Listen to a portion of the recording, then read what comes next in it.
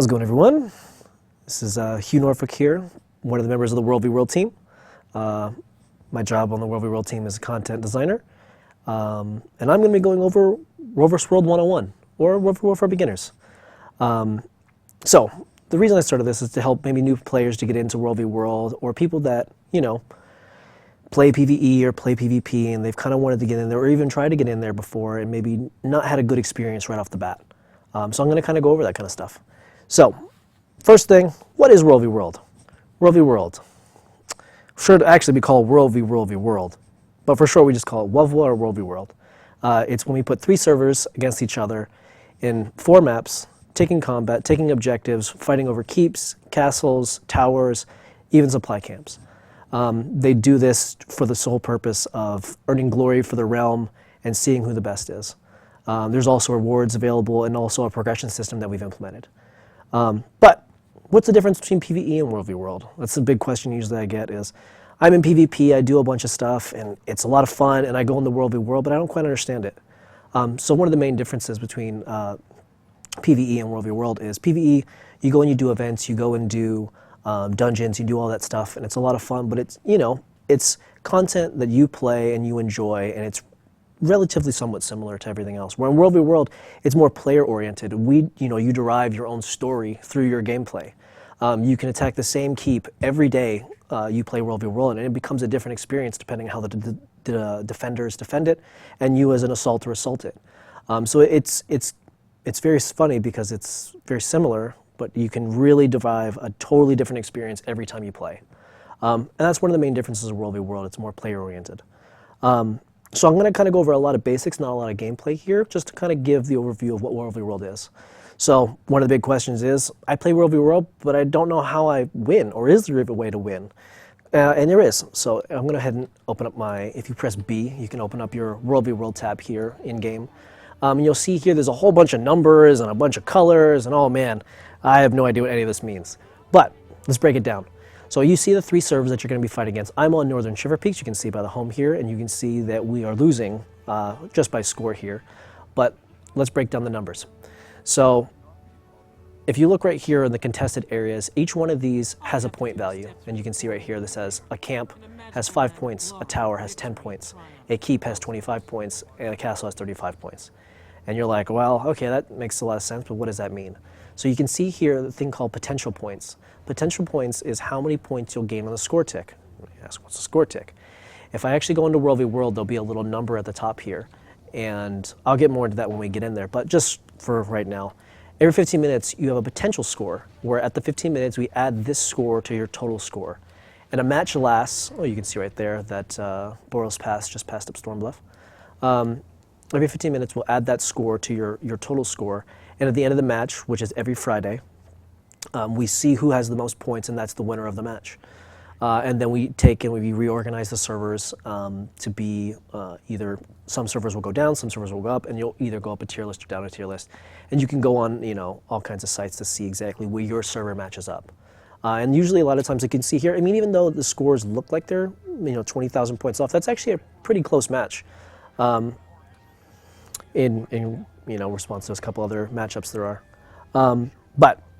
So score. So we got the score, and we understand what that is. And then you can see down here, we have these kind of server bonuses. So as you play World v. World and you gain score, you actually gain this experience down here. And you get these bonuses. So like right now, we have an 18% increased chance for crafting success, critical crafting success, energetic, all these other things. These all affect you in PvE for your server. So people that play World v. World are actually kind of giving you these little bonuses. And if you hit B, you can actually see what percentage of bonuses you're getting. Also, if you highlight over the World v. World tab in general, you'll just see all those bonuses right there. So here's another thing. Going into World v. World, how do I get into World v. World? So in Lion's Arch, you can see over here at the southern point, here at Fort Mariner, you can see all the portals to get into World v. World. So you have the green home, which again, if you hit B, you can see what home. So that's green home would be Storm Bluff. Red would be Boros, and blue would be Northern Shiver Peaks.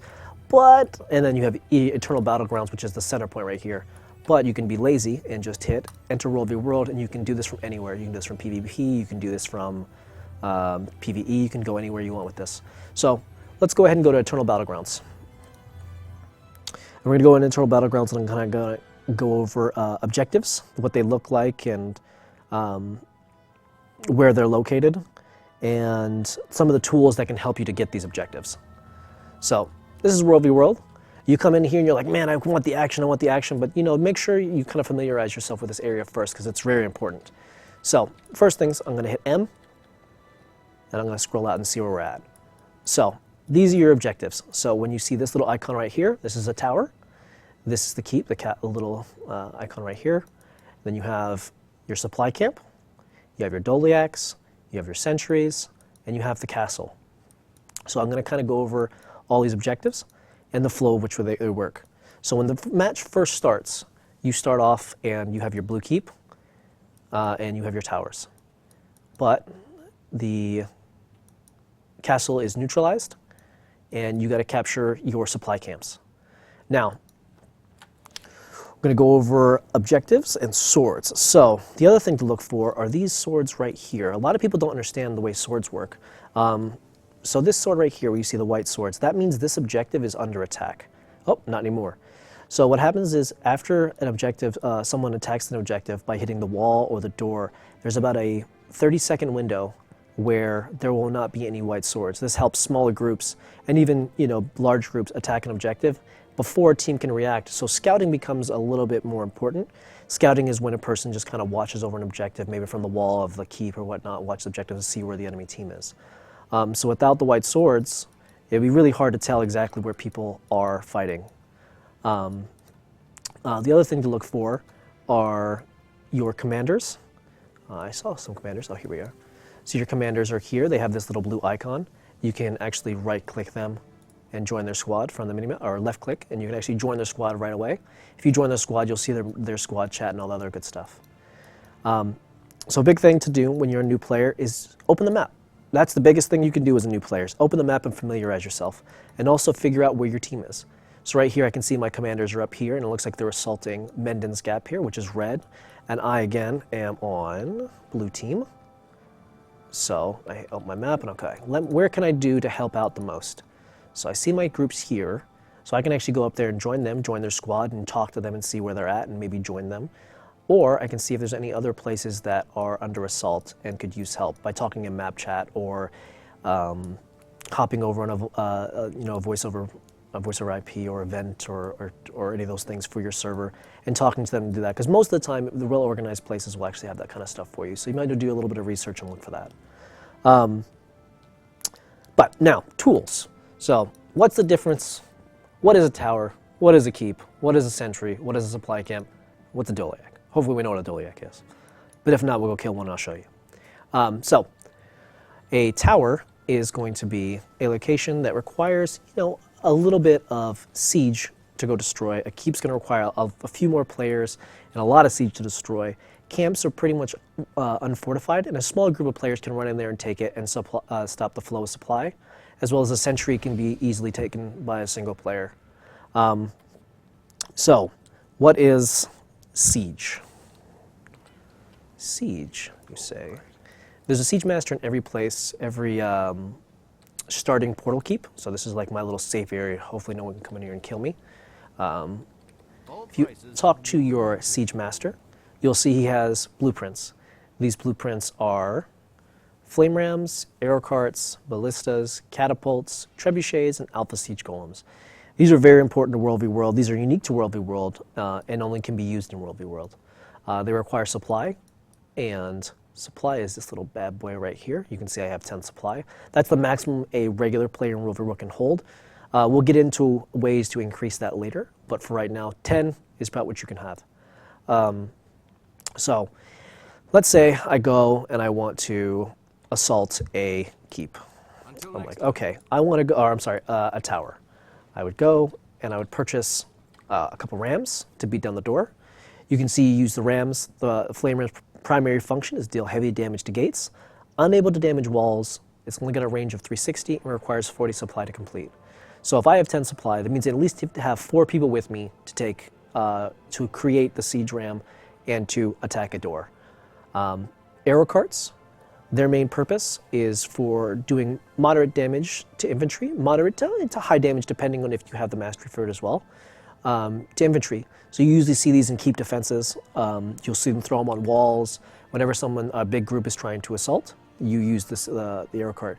Now, another big thing I always see people say is, well, why don't I just, why is this better than just using my skills? Well, one of the main things is, as a skill of an AoE, it has a maximum targets of 5 players. So if you use like Lava Font on an Elementalist, if I use, any kind of big AoE like that, it usually has a maximum target of 5. Whereas these things, like arrow carts, ballistas, catapults, traps, all those things, have a max target of 50. The purpose of these things is really to start getting those big AoEs down, getting those things to really damage large groups of areas. So then we have Ballista. So Ballista is kind of like that in between siege. It kind of does multiple different things. It's like the jack of all trades. So you can use these things to actually punish other siege weapons, damage players, and do moderate damage to gates. It doesn't do any damage to walls. And then your catapult is one whose primary thing is to damage walls and gates moderately. So this requires 50 supply to create. Usually you'll see these placed. So the good thing a lot of people don't understand as well is that there's 2 ways to assault a tower and multiple ways to assault to keep. So you can either go through the front door using rams, or you can actually put them off to the side here and be kind of sneaky with the catapults and actually damage the wall and take that down. A lot of people will go through the gates because there's only 2 upgrades for gates, and I'll show you the upgrades once we get there. But the walls can be upgraded 3 times, so it's a little bit harder to take down gates because they can have more health. But it's usually a good idea you can actually put some really sneaky catapult places where you can actually hit walls and gates at the same time. But we'll get into that maybe in another tutorial. And then Trebuchet. Trebuchet is probably one of the cooler ones. So this sucker has a 10,000 range. You can hit places you never thought possible. But the big thing about these things is they do a huge damage to gates, moderate damage to gates, a heavy damage to walls. They have 10,000 range, so it costs 100 supply. But here's the one drawback. Let's see if I can find one.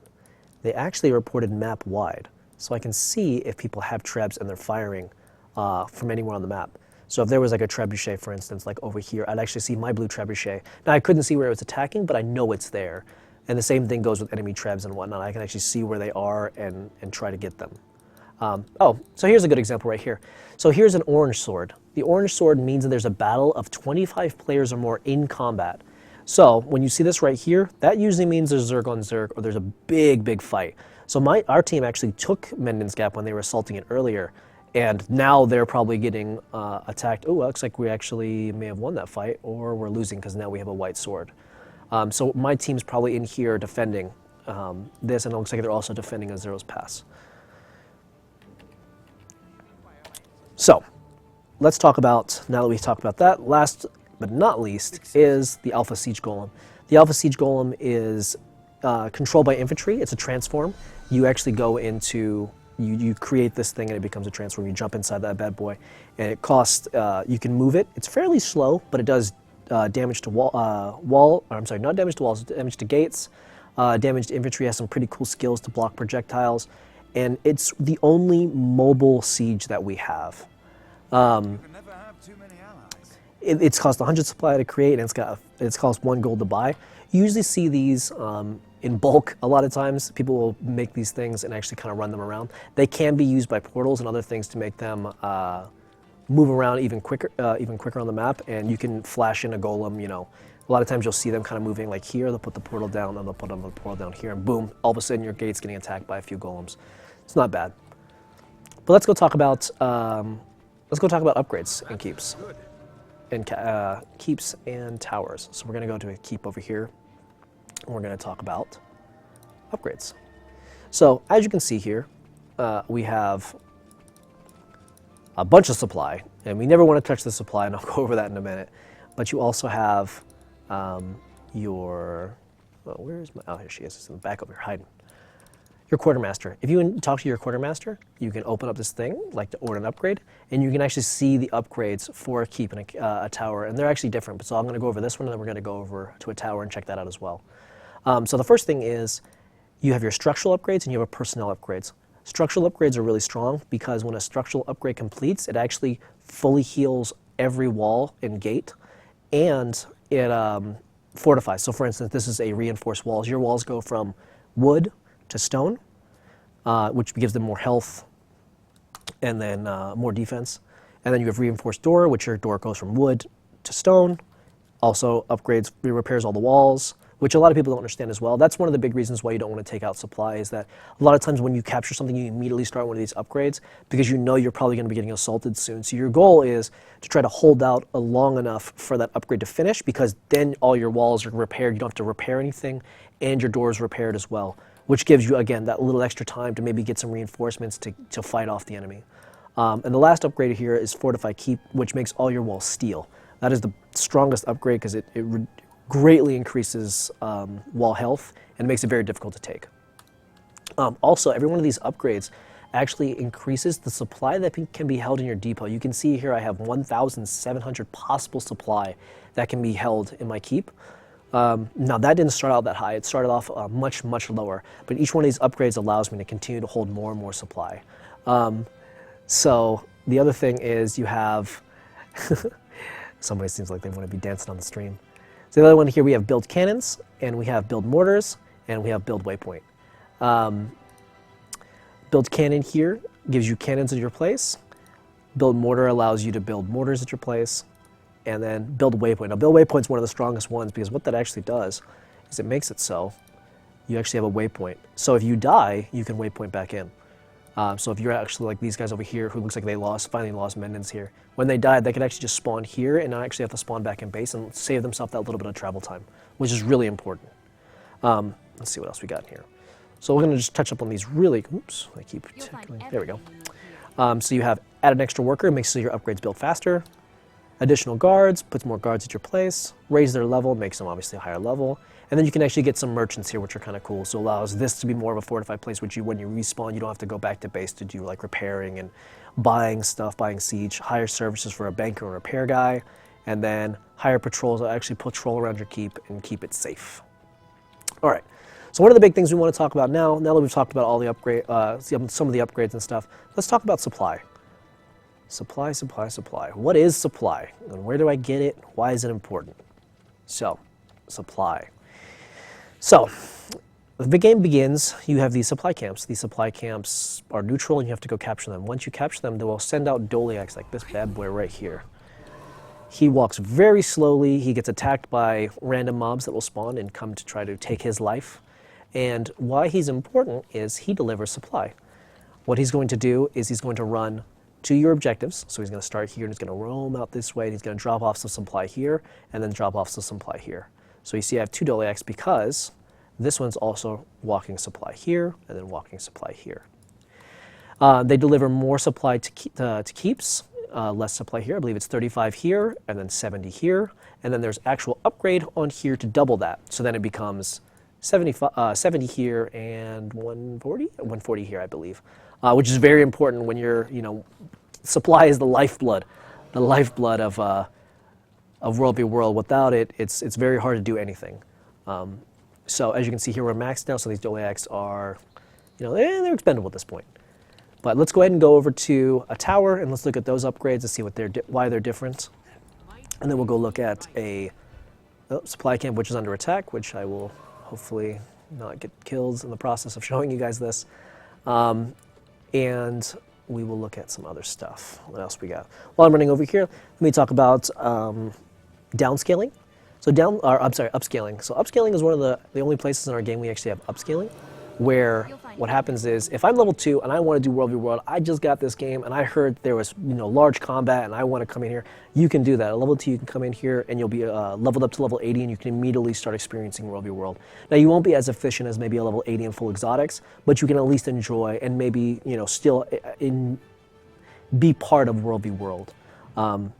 Which is amazing because you actually can level here, you can gain karma, you gain money, you gain all that stuff, and with the new World v. World system, you actually gain a little bit of some items along the way to help you equip yourself as you go.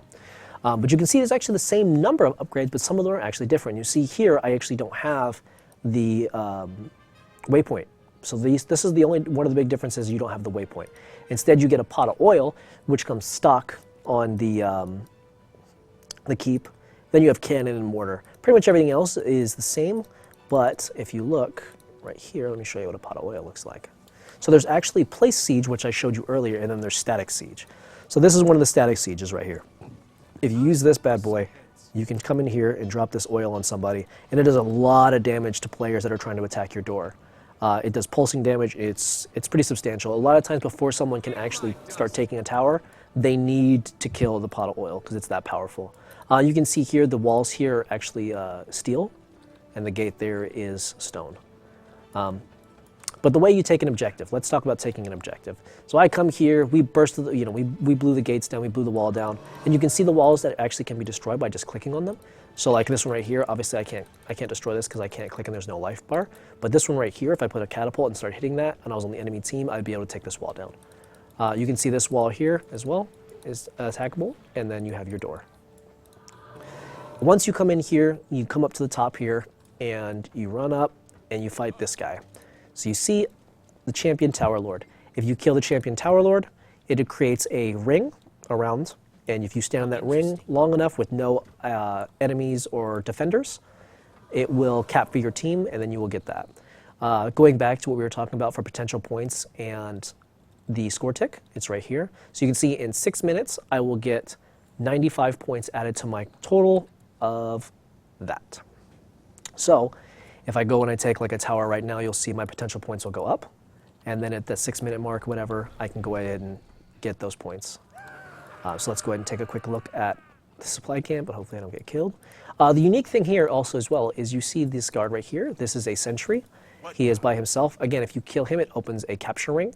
And when you're in the capture ring, it will, you capture it and he becomes on your team. These are primarily to kind of stop Doliacs. So if I capture this and a Doliac runs by, this guy will attack him, and he will do a substantial amount of damage. He almost kills him most of the time, or he does kill them.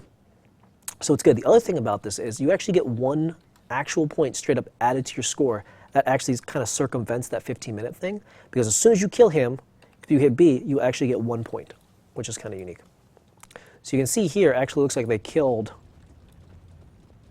yep, see they killed our NPC here. Once they killed him, the ring appeared. It looks like we fended them off because they're not here. So here's our veteran super, oh crap. So here's the veteran supervisor right here. I'm gonna try to revive him really quick, so hopefully they don't try to take our point.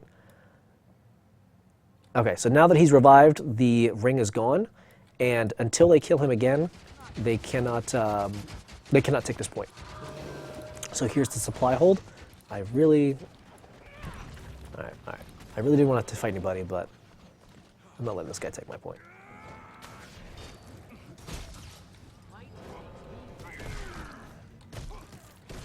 So let's take this guy out really quick, and then we can get back. Oh no, no healing for you. Luckily I got some backup. So,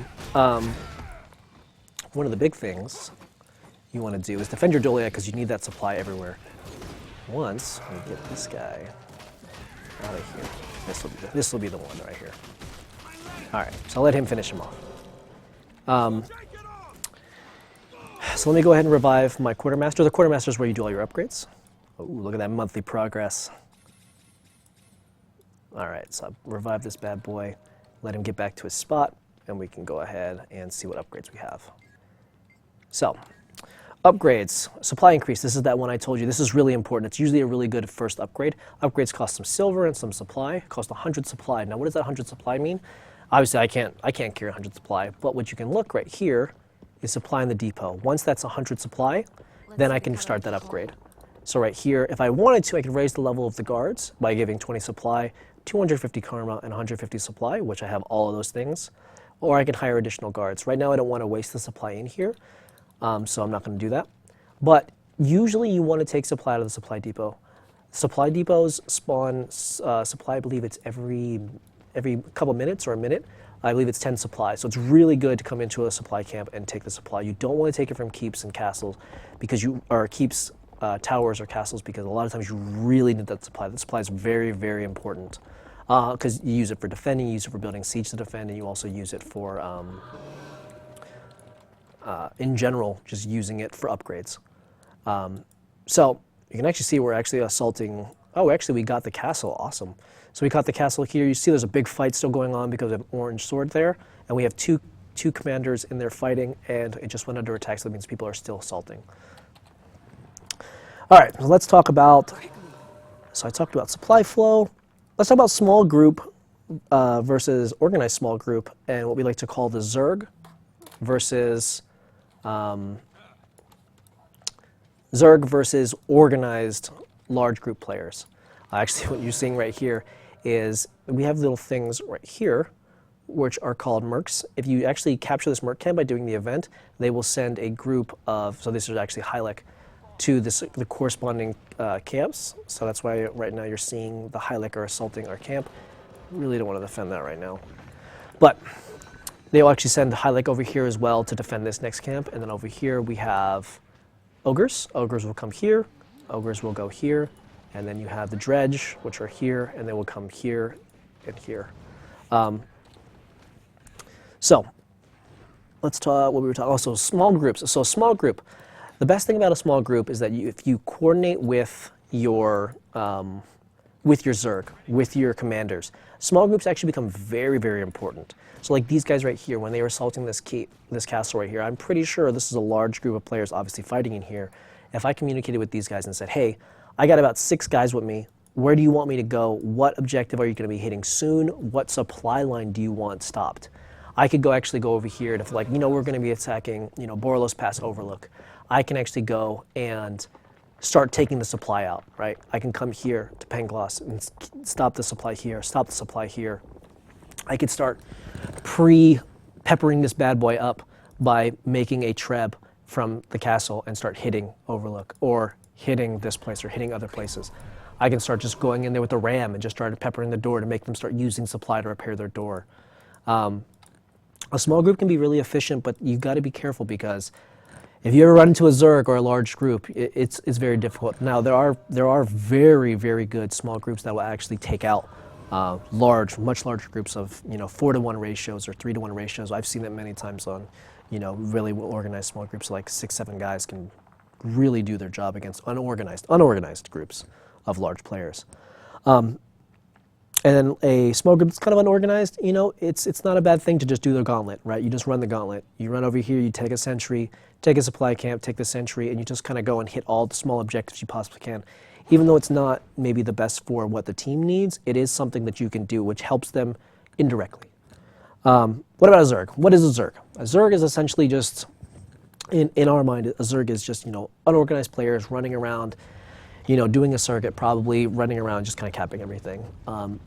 They're more efficient than a small group of players, but they're not the most efficient. If you have a good commander, a really, really solid commander, you can actually go through and do split pushes, capture objectives. Our group was able to actually take the castle. That's pretty impressive to take the castle. They immediately got capped back, as you can see. But, even coming to Mendens and focusing up most of their forces up here allowed us to take this castle, right? Like they had a strategy to come up here, probably capture this, focus their attention here, probably while somebody was hitting this gate here, and immediately got in and took it. So again, good commanders and good organized groups can pull off a lot more tactics and a lot more things that an organized group can. But that's why when you first start, it's not a bad idea to join up with a Zerg or join up with a good commander, because you'll learn a lot.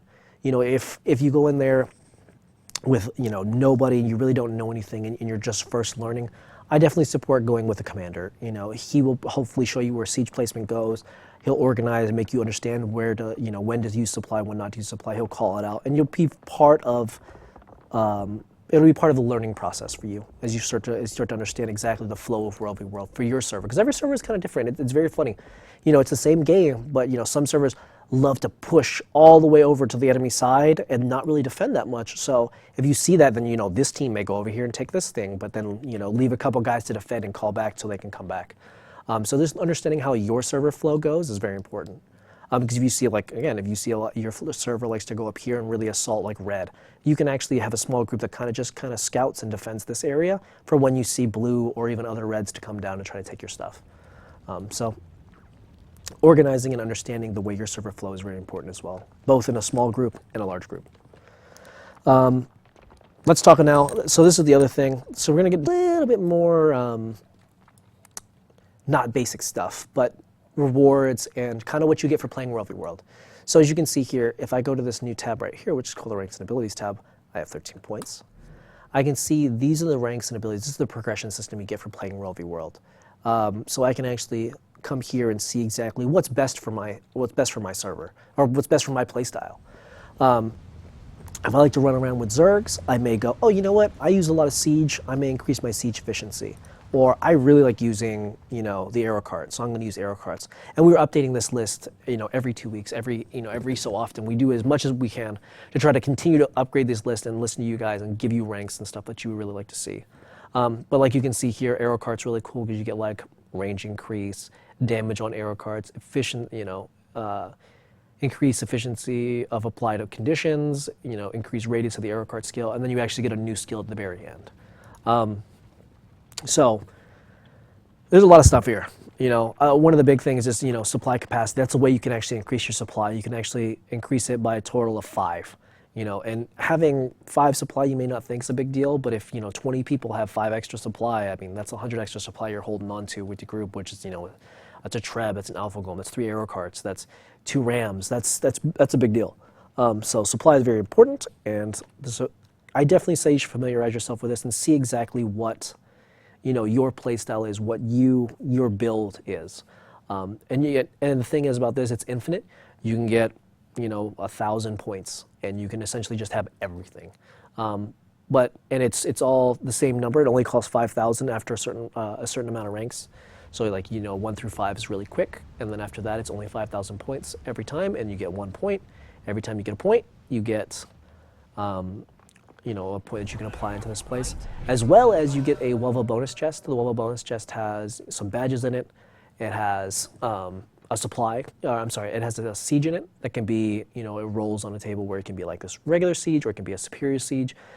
Superior siege is, just a more efficient version of the siege that it has more damage, more health, all that good stuff. And you also get an item. That item can be a rare, an exotic, it can be even a precursor if you're really lucky, or it just might be a masterwork item.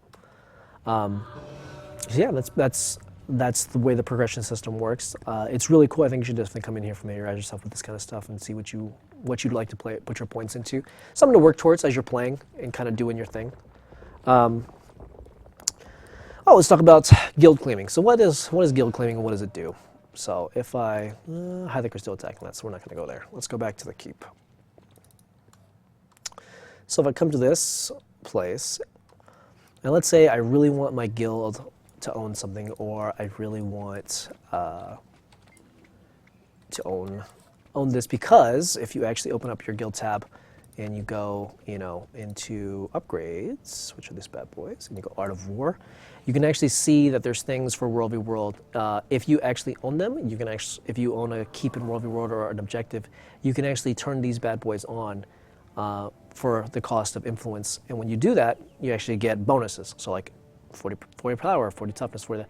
And also this one is really, really cool, is if you're in your area, you actually get to hold 5 extra supply, only when you're in your area. You can take that, now once you pick up that 5 supply, you can use it wherever you want, but you can only do that again. So I'd be like, I want to claim this for my guild. This place has actually already been claimed, and you can tell a claimed objective by going out this way. And you can actually see their guild banners being laid off the sides. So that's how you know an objective is claimed, because you'll see their guild banners right there. Which is pretty cool that these people claim this guild. So if I was in their guild and they had those bonuses going, I'd actually just get a bunch of buffs down here on the side, and you'd see exactly what I have. Another cool thing that we added is there's a couple other mechanics we've added, like breakout events and all that stuff like that, but I'll get into that stuff maybe another time, another tutorial. But that's pretty much it, guys. I mean, it seems like it's pretty simple, but once you get in here, or it seems maybe a little daunting because there's a lot of new stuff that maybe people aren't really used to. But once you get in here and you start playing, you can really start experiencing World v. World and learning the flow of World v. World, the way the supply runs, the way you build siege, the way you can do all that good stuff, the way the siege plays, and really enjoy World v. World for what it is, which is just big, fun battles between large armies or small groups being able to come back and ninja cat backlines and apply pressure to big zergs and make them split up. So I asked in the forums earlier this week for questions. Now I probably should have wrote some names down, but I didn't. But I do have some questions, and I thought I'd like to answer. So one of the big questions is why not take supply from a tower? I kind of went over that already. But yeah, a lot of times you'll see, a newer person will come into World v. World and they'll capture a tower and they'll start taking supply out of the tower. And you'll see, a very nice person will be like, "What are you doing? Why are you taking supply from the tower?" And then you're like, "I don't know, I'm sorry." Well, again, it goes to the point where usually that supply is used to upgrade the tower, also used for defense, because you're probably going to immediately, it's depending on where you capture that tower, you're probably going to be immediately attacked again. So having that little extra supply in there can mean the difference between holding that for 5 minutes or holding that for 5 seconds, depending on how big the Zerg is that's coming to attack you. People were asking about point values. The easiest way, again, to look for your point values is you open B and you can easily just check here and see how much each one of these objectives cost, and then you can see how much time you have left before these points are accumulated. And a couple others. See, there was another question, and I know you guys are going to love this answer, but older players that have been playing World v. World for a long time always talked about, well, what about map changes? Because these 3 Borderlands maps right here are essentially the same exact map, just different positionings for the teams. So like Red Home, your red area is right here, and it's the more fortified and easier to get to. And then you have like your other 2 teams here, and it kind of goes the same for here. This is Blue's home, so you can see there, Blue's up here, and then the other 2 teams are here, Green, and so forth. We definitely hear your feedback for wanting new maps and all that good stuff, and you're gonna have to just, give us more time, and hopefully we'll have some more information for you guys soon. Same thing with the orb mechanic. People really loved this old mechanic. So the big mechanic here, and the big thing that you're always aiming for is Stone Mist Castle. It's the one with the most points. People always fight over it, and they'll come here for this. In the Borderlands map, there used to be a mechanic about holding an Orb of Power. The Orb of Power gave you a buff depending on who owned that buff, and you put it into your keep, and then it gave you that buff. And we removed that buff. We moved that mechanic a while back because it was getting abused a little too much by certain players. But yeah, we definitely, again, we understand and we hear you, and just give us a little bit more time. I promise, you'll hear from us soon about that kind of stuff. But I really can't give any, definitive time frames or anything like that. But we do hear you, and we're working hard to make sure we can get something back in there for you guys. So another question I heard from was, I came into World v. World and I ran around for an hour and I didn't see any action. So was I doing something wrong? No, you weren't doing anything wrong. You just need to make sure, like I said, when you first come into World v. World, the most important thing is one, open map, see where stuff's going on. The other thing is see where the commanders are, and just say something in map chat, like, hey, where do you need me? What can I do to help? Or if you have like a group of 5 players, you can talk to the commander or talk to whoever's out there in the Zerg and be like, where are you guys at, and where can I do to help you in the long run? Where are you aiming for in an hour? So I'll start peppering that area, start weakening that area, that supply line for you guys. So when you guys rush that, you guys won't have to worry about that, because we can take a supply camp. We can stop the supply to a tower. We can at least capture a couple of sentries and make it so the supply lines are a little more difficult. That kind of stuff. So yeah, always open the map and just talk to people. That's very important. Other than that, guys, that's pretty much all I had for Level 101. I really hope to see you guys on the battlefield, and the team, our team really loves to hear from you guys on the forums. We always are listening. And other than that, that's pretty much it, guys.